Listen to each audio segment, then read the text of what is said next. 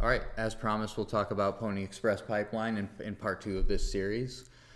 We'll get into the review of what we talked about last time, but really quick, just an announcement. If you're interested in all in this tool, we are still accepting beta users. We have quite a few people using the product now.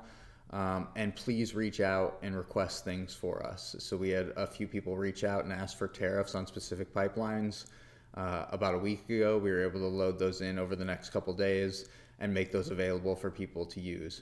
Please, please, please reach out and ask us to do things. It's hard for us to know what specifically you guys find of value or what specifically your use case is for a tool like this if you don't reach out. So please reach out, let us know what you'd like to see on here, specific pipelines, specific tariffs. We can usually get those done.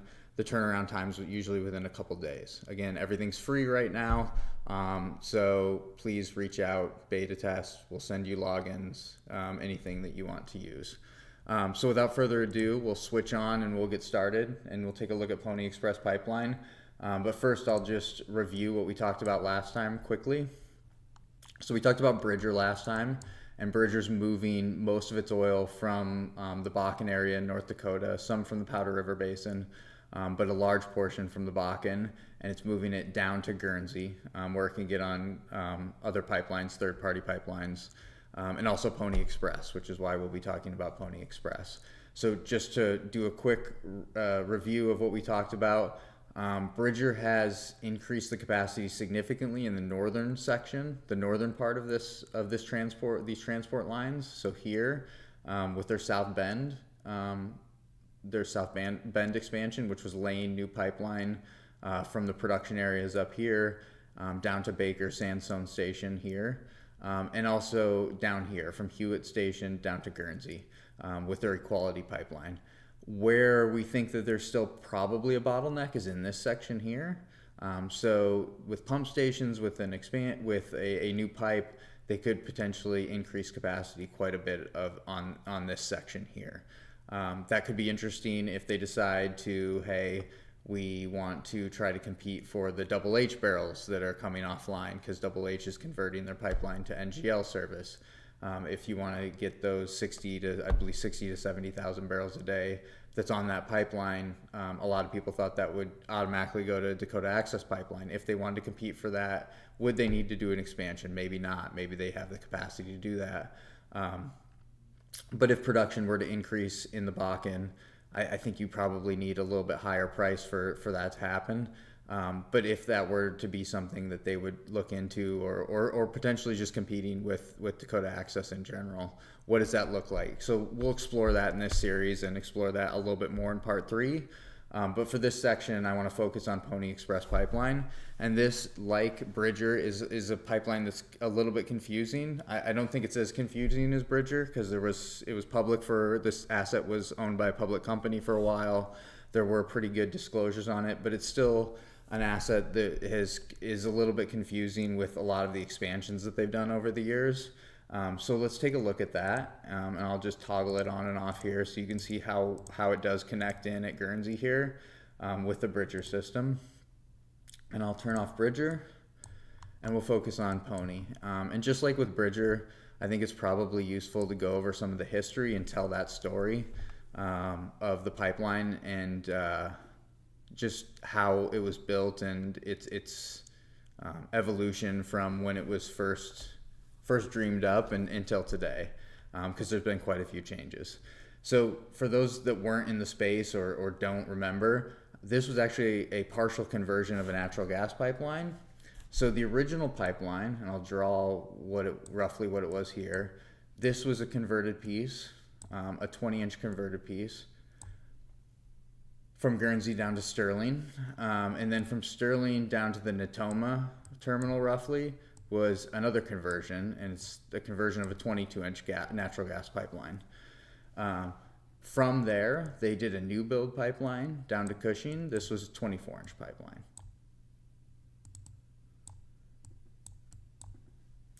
So as you can see, there's already some potential telescoping issues with capacity.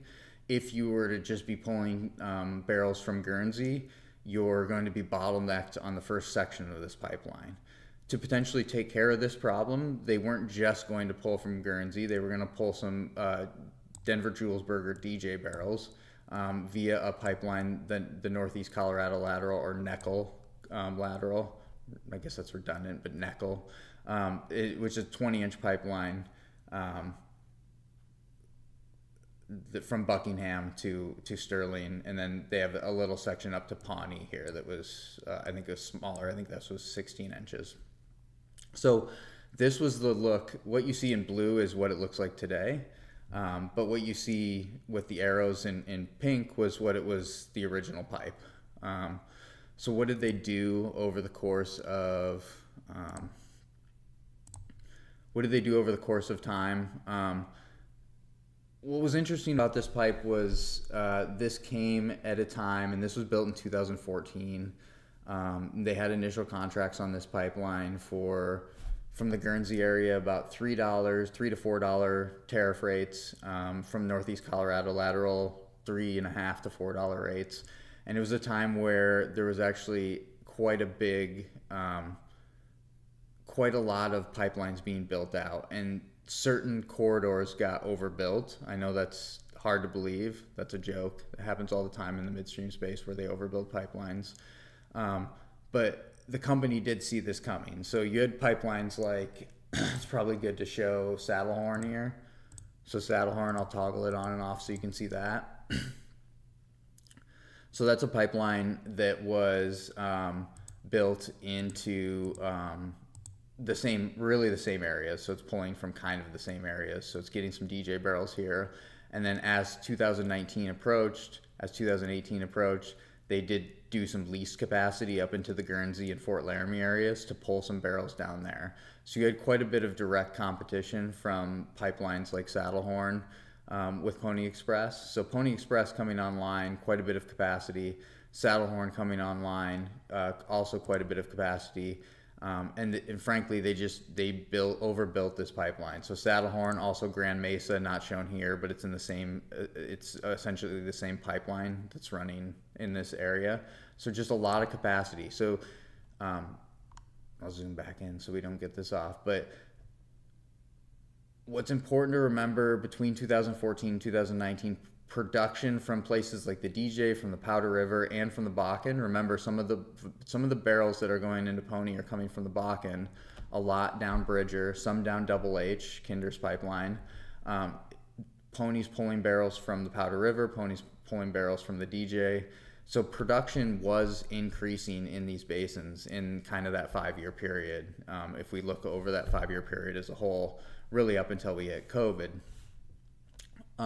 But it just wasn't enough to fill the capacity of those pipelines. So there was a lot of talk in the industry about potential rate cliffs of this pipeline when rates came off in 2019 and 2020. So Northeast Colorado, I think, was under 5-year tariff agreements. This pipeline from Guernsey was under initial 5-year agreements. So you saw in 2019, you saw a lot of those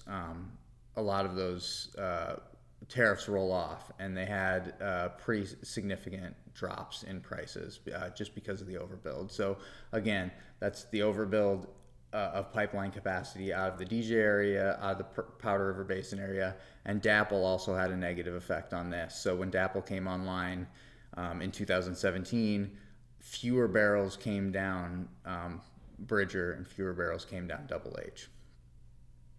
So production was rising in the basins, but just not fast enough to fill all the pipelines. And in a situation like that, with that kind of competition, the writing's on the wall that you're going to have to try to keep as many barrels on your pipeline as possible. So what was interesting in what Pony Express did is they started to build out supply laterals from different areas.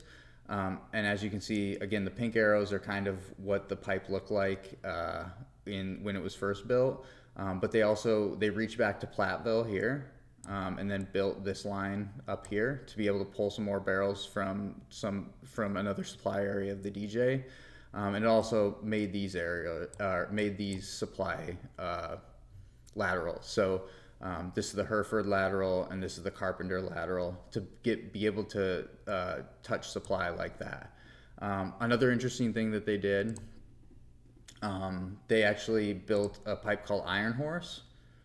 So Iron Horse was here to be able to pull more Powder River barrels from further north of Guernsey. And they eventually JV'd that, or did a joint venture with Silver Creek Midstream to have this system. So it was an interesting tactic of, hey, we see what's coming. 2019, there's a potential cliff on our tariffs. Let's try to push as many barrels down this pipeline as possible to mitigate that. And listen, building these pipelines costs money. I'm sure they put in a couple $100 million. If you look at their balance sheet and their PP&E, they put in some money to build these. But it did help fill the pipelines. By 2019, this thing was really humming. But 2019 did come along, and there was that rate cliff. So before I get into that, I'm going to clear this out. It's a little messy. There is one other thing that they've done. So I talked about the supply laterals. What's interesting is in 2001, or 2021, I should say, they built this new line here. So you can't see it, and I'll turn off PRG. So they built a new line here. So as I mentioned earlier, this was a 20-inch pipeline. They were likely bottlenecks here. So they likely wanted to pull more barrels, especially with Bridger doing their expansions that they've done up here and trying to push more barrels down. They likely were running into a situation where they were constrained coming out of Guernsey, and they felt like they could get more barrels out of Guernsey, but they had this 20-inch section here, which was likely causing a bottleneck.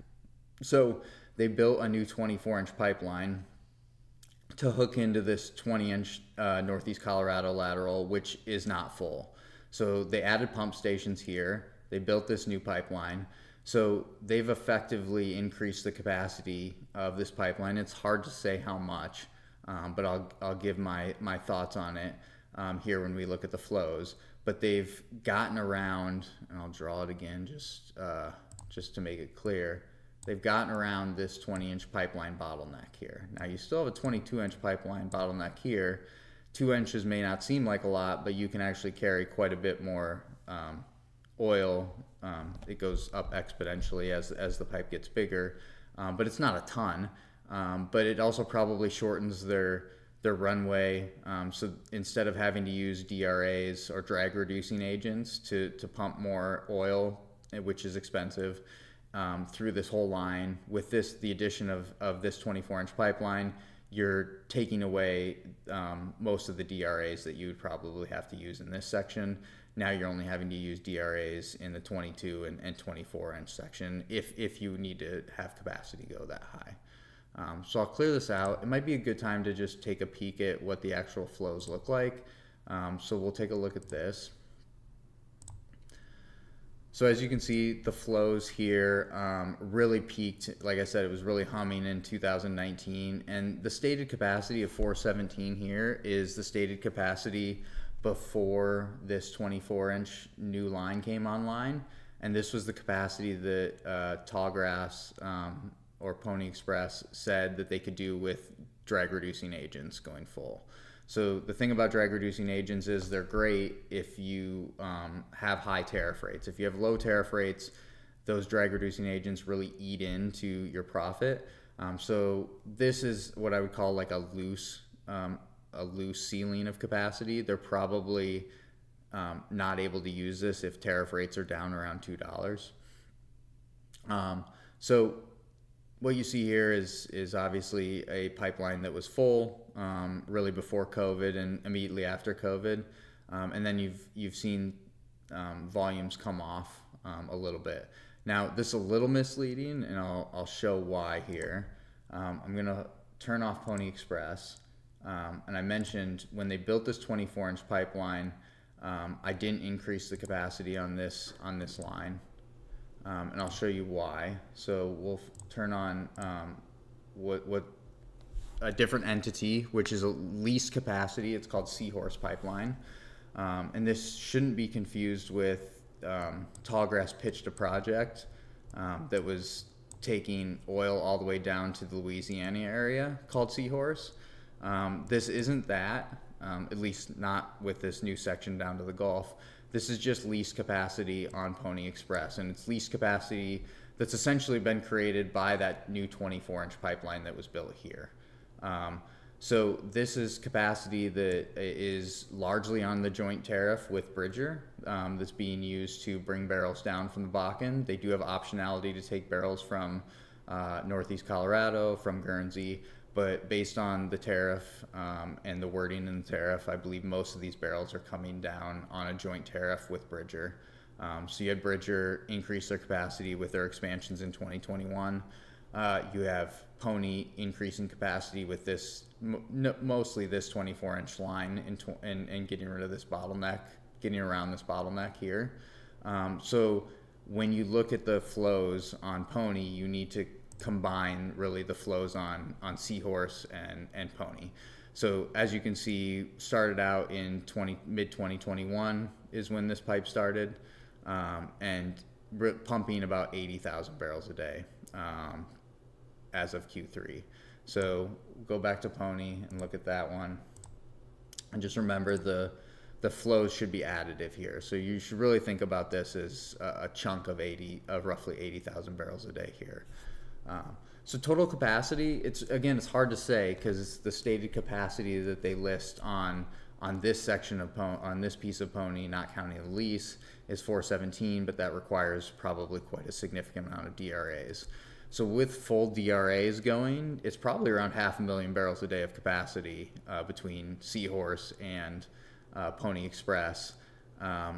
Effective capacity without the DRAs is probably around 400,000 barrels a day, so maybe a little bit more. So it's probably, without the DRAs, it's probably running at about nameplate capacity today, if you chunk in the Seahorse tariffs here, or the Seahorse flows here.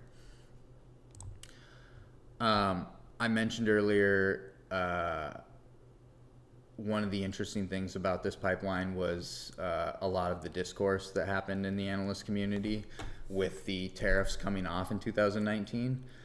So those tariffs did drop quite a bit, and just to illustrate that, we'll take a look at some of those. If we click on the Buckingham point and look at the tariffs out of there, and we'll go to Cushing, you can see back in time when this came online, the blue line is the uncommitted rate, but the committed tariffs were $3.50 to $4, and then you can see what happened when those initial ones fell off. You got quite a bit of lower rates.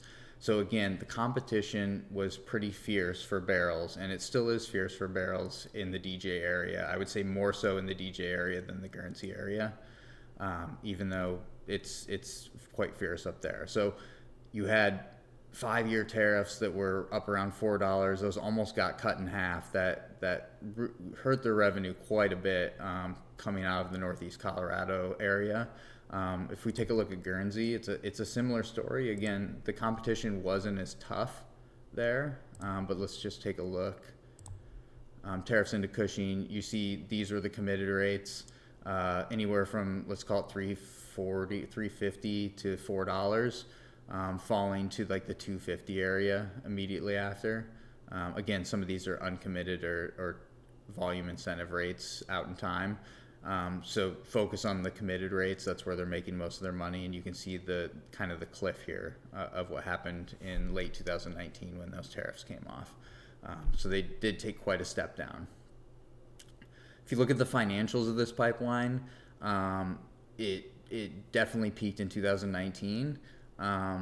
If you look back at like 2016 numbers, the work that they've done to get supply from some of these other areas has largely mitigated the downside if you were to compare 2016 numbers to today.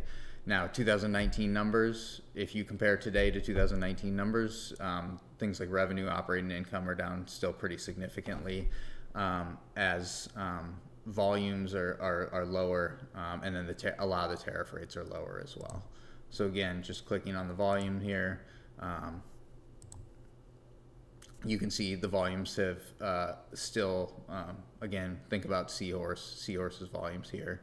But the volumes have, if we add in Seahorse, if let's just say stayed pretty flat since the peak, but the rate is what has been hit the most. So that leads to kind of a decline or a lower revenue and operating income profile for this pipeline because of those lower rates. So this is a pipeline that, again, I find really interesting because they are doing things kind of in tandem with Bridger to expand capacity in kind of a step work way. So this is one where, again, they have the ability to push some more volumes through this pipeline via DRAs. They have the ability, if needed, I don't think it's needed today, to increase capacity. Either you could do another pipeline here to Natoma, or you can hit the 24-inch pipeline here, and there is more capacity from this 24-inch here than there is from this 22-inch section. So they could do something like that. It may not be worth it. Twin the whole thing. I think you would need a lot more production out of some of these areas. I will say Powder River production is at all-time highs or very close to all-time, or at least pre-COVID highs. DJ's still off 10 to 15% for oil production, but these numbers in the DJ and Powder River have come back quite a bit. So then we need to start talking about, okay, what's it look like up in the Bakken, and are they able to steal some barrels up in the Bakken? So that's what our next section will be on. We'll talk about the competitive dynamics between this joint venture and these joint tariffs on Bridger and Pony Express down to Cushing versus the competing product, which is Dakota Access. And I might as well just pull it up here so I'll give you guys a quick preview.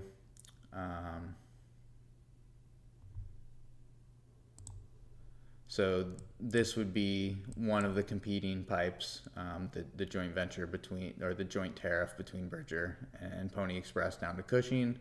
And then you would have that up against Dakota Access and ETCOP.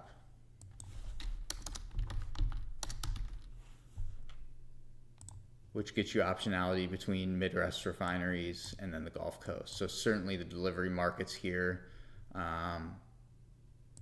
probably give Dakota Access a bit of an advantage, but the rates are higher as well. So we'll dive into some of the netbacks and some of the rates and how the competition might look between these two pipelines going forward. Again, please reach out to us. We'd love to hear from you. We'd love to know your use cases for the product. Hopefully this was helpful. I know building this out and making the flows and adding in the tariffs was really helpful for me to kind of crystallize the story of Pony Express and what its future has going forward. Thanks for joining us, and talk to you next time.